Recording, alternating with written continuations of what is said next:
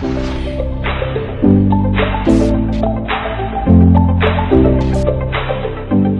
guys, welcome to Zimaleta How To Show. My name is Serge. Nice to see you guys again today. In today's video, it's about brake light switch, or rather a brake light switch sensor. Well, actually it's called a brake light sensor. But anyways guys, my shifter does not shift, which I do want to show you guys in a second. And let's see, make sure I got my keys. Yeah, I got my keys. And by replacing this fuse, the shifter should start shifting. This is all thanks to Joe Moto. I really appreciate you giving me this advice, because I was gonna go ahead and disregard it and kind of think it's a brake light switch, go ahead and replace it, you know, that kind of thing, when in fact it's just a fuse, which I'm glad. I really don't want to kind of like replace it just now, because I only got used ones, and I ordered one on eBay for 10 bucks.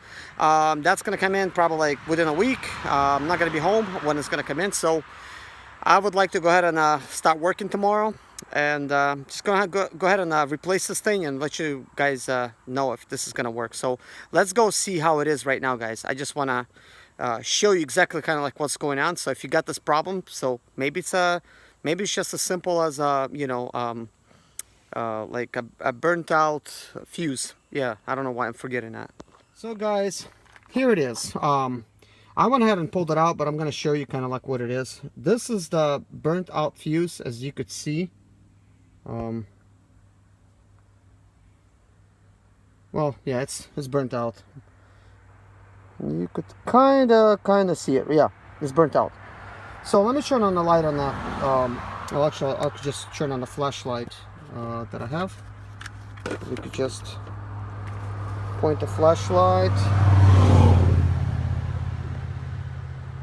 and the fuse is actually located right here. It's actually in number 5 position. That's number 5 right there, and that's where the fuse was. So before we replace it, let's see that the shifter. So anyways, let's go ahead and turn it on. It is on right now. Now I'm pressing the brake in. As you can see, it's not shifting. The only way it's going to shift, if I go ahead and shove something thin down in here, I could shift it. I'm not going to do it right now because I'm holding the camera. So let's take a notice, guys. We have ESP, ABS, and traction control lights on. So now let's go ahead and turn it off. Turn my lights off. Well, actually that's the key making that beep sound. So we're going to go ahead and go by the fuses here, and I'm plugging in a good fuse now.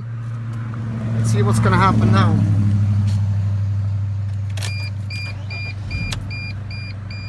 Yeah, it looks like that's off now. So let's see if this is shifting. Yep, that's all shifting. So I'm pressing it again and again. Yeah, perfect. The only thing that came on is my brake light. So anyways, Joe, I want to personally thank you for actually telling me it's the fuse. You know, as good as I am sometimes at fixing these things, sometimes I miss something very simple like this, like looking at a fuse. You have no idea how long it actually has been since I actually look at the fuses. Normally I just go ahead and go for the hard stuff and, you know, go ahead and tackle it, try to find an easy solution, go ahead and fix it. But this time you actually helped me out, because here I did yesterday, just ordered myself a brake light switch, when in fact it's just a fuse. And I know you mentioned it, and I kind of thought, you know, I'll go ahead and check for it, you know, that kind of thing. I wasn't going to disregard it, but until you actually said something, I didn't even think about looking at the fuse. Like, wow, you know, I was thinking something like more serious, that it had to do, you know, with the actual brake light switch. So obviously the brake light switch is actually good, but it's also good that I order it. It's only 10 bucks. By the way, parts store, guys, O'Reilly's, I checked. Of course I have an account there. It's 18 bucks. I checked with Advanced Auto Parts, because it's one across the street where I live here, and it's like 23 bucks. Yeah, big difference. So I guess if you have like a LLC or something, a corporation, you know, anything, open yourself an account with a parts store if you're going to be getting parts there. So you could save quite a bit of money. And then Another thing, guys, I also need to do a brake job on this van. It's still braking right now, so it's fine, and because usually all the stuff is highway miles anyways, you know, for the most part we're not really using brakes that often, but I definitely need to replace them. I already bought new brakes, and I'm just not gonna do it right now. I really don't feel like doing brakes right now. I already did the EGR today. I've replaced oil, you know, the sensor, and then I messed with another van.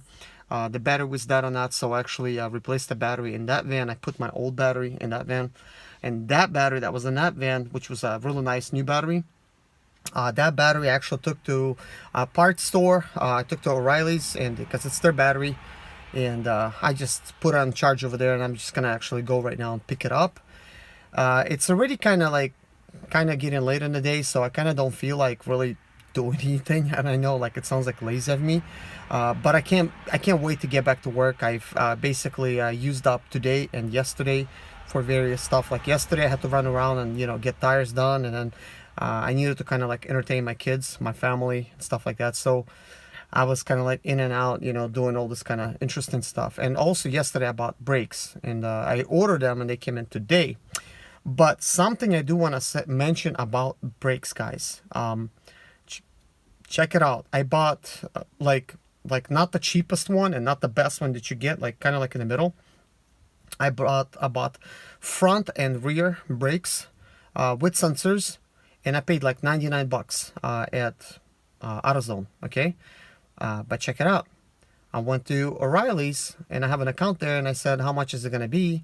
And basically they said like, I think like 29 bucks for front and rear, and that's with sensors and everything. So about 60 bucks, probably like 70 bucks for Texas. So yeah, again, account there, and I'm thinking, why did I end up buying it at the place where I don't have an account? And of course you have to pay in advance in order to order it, because they don't have it in stock. So I'm not gonna like take it back or nothing.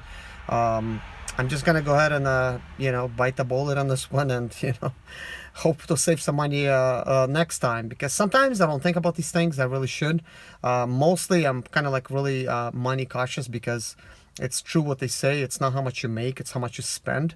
And the only reason I am where I am in life is because I've really saved like majorly. I'm saving on parts like crazy, because here I am, just like, for instance, I have the CGR problem. Just go ahead and took another EGR, you know, right off one of my vans that's sitting around, pop it in here.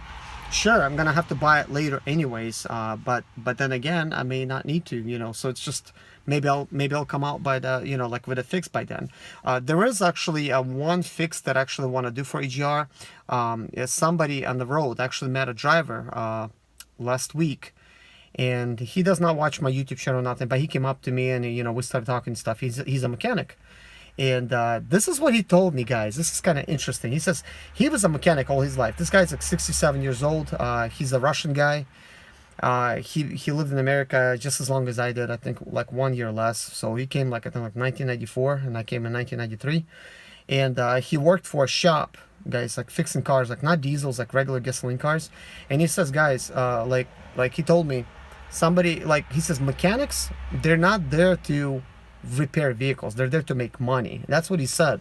He said he kind of got tired of it, and he kind of he left because he didn't want to really like argue with them, or you know, like whatever. But he said the customer would come in for a very simple thing, and they would have to basically tell him, like, it would be like something simple, but they say, yeah, we'll have to actually just to replace that, we'll have to pull your transmission off and do this and all kinds of stuff. He was telling me, you know, that they were saying to the customers. And he says he got tired of it, because he said a customer would come in with a certain problem, and he said he would take it to the boss and say, look, that's what we need to do. And he's like, he says the boss would tell him, go and tell them they'll need this, and that thing. So it would be like so much more money, you know, to get the stuff fixed. I'm thinking, look, that's just dirty. I really don't appreciate, you know, that kind of thing, you know, for shops to be doing.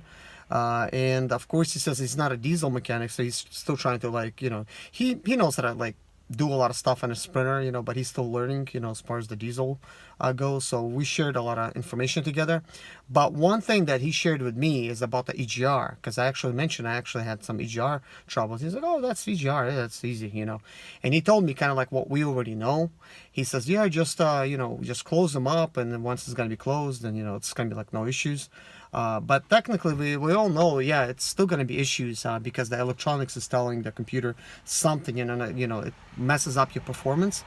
But he says for the electronical part, he says, you know, like take the EGR apart, and there's like this plastic flap in there. He says close it down, and he said that's going to eliminate your problem. So I don't know, you know, one way to find out. I appreciate those kind of like advices and stuff, because this is not something I would think of. It's just taking an EGR apart, but maybe I would in the future. But it's one of the things I'm going to end up doing, is just going to take it apart, and I'm just going to find one that I really don't care much for. I do have an EGR like that there's like a little the propellers, they actually turn further than they're supposed to. So I guess that one would be a good one to actually experiment on and just take it apart, and we'll see what he's talking about. Hey, I'm willing to give it a shot. You know, just go ahead and take this one out, stick that one in there. You know, if it's going to work, it's going to work. Because if that's going to work, that means you could actually plug it in, guys, use original electronics, and then technically you don't need to put like 1.5 ohms resistor. By the way, I still haven't found one. I actually probably just need to go ahead and order one. All the Radio Shacks I've been to, they're all closed. The Radio Shack sign's still there, but looks like they're closed. But anyways, guys, this is all the video I'm gonna have for today. I really didn't get a chance to really make nothing today, just kind of like running around. You know, I don't want to make a video similar to yesterday, because that's what it would end up looking like. But I'm gonna take my front brakes with me, just in case I have to do them on road. And to do that job, you're gonna need a C-clamp. So if you have a C-clamp and some .4 type of fluid, you could do it on the road. But when I'm gonna do it next time, I want to actually make a video, because the previous videos that I had doing brakes, maybe they're not that good, because, you know, I don't have the proper views and stuff. But this time I'm going to try to maybe take a GoPro and stick it somewhere so you could see kind of like what I'm doing towards the back and towards the front.